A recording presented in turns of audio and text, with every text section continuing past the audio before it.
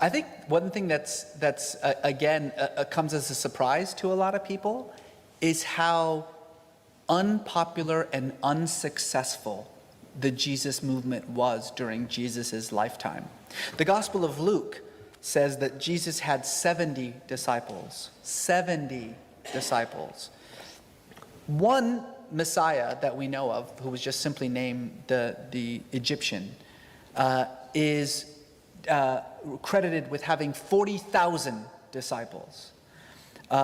Judas the Galilean had thousands, perhaps 10,000 disciples. Jesus had 70. And so again, when we read the Gospels, we think that this is the center of the universe, Jerusalem, when in reality it was an irrelevant backwater that Rome couldn't care less about.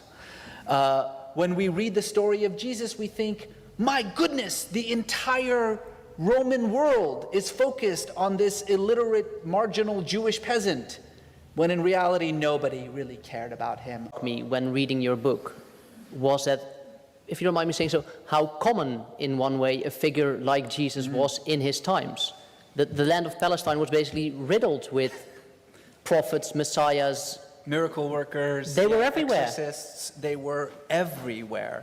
And I think that's probably the most surprising thing to learn about this era in which Jesus lived, is that there were so many other individuals who declared themselves to be the Messiah, who performed miracles, who healed the sick, who cast out demons. Many of them also talked about the coming of the kingdom of God. Talking about some of the commonalities of Jesus' life, which were quite common for the times. Every claimant to Messiah there wasn't killed. just one cross on the hills of That's Golgotha, right. I think, right? Well, here's the important thing. I mean, if you are saying that you are here to usher in the kingdom of David, then what you are saying is you are here to usher out the kingdom of Caesar. That's treason. And yes, as you say, everyone, all the names that we know of certainly, who stood up and said that they were the Messiah, every one of them was killed for it. One of them was killed by his fellow Jews, actually, for it, Menachem, after the Jewish revolt. But here's the important thing. Jesus' followers, confronted by this dilemma, which is that a dead Messiah is no longer the Messiah. It's as simple as that. Confronted by that dilemma and buoyed by this ecstatic experience that they had of him as risen from the dead, which you can define however you want to, decided that they would change the definition of the Messiah.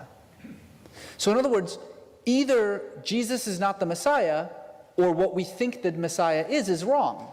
And they chose the latter, as not an earthly figure, but a spiritual one, as someone whose principal task does not take place in this world, but in heaven. Indeed, whose kingdom is not even a real kingdom. It's a heavenly kingdom. A Messiah who would perform his function not in this lifetime, but when he returns in the second lifetime. These were completely new ways of thinking about the Jewish Messiah, which is why, by the way, they had such a difficult time convincing other Jews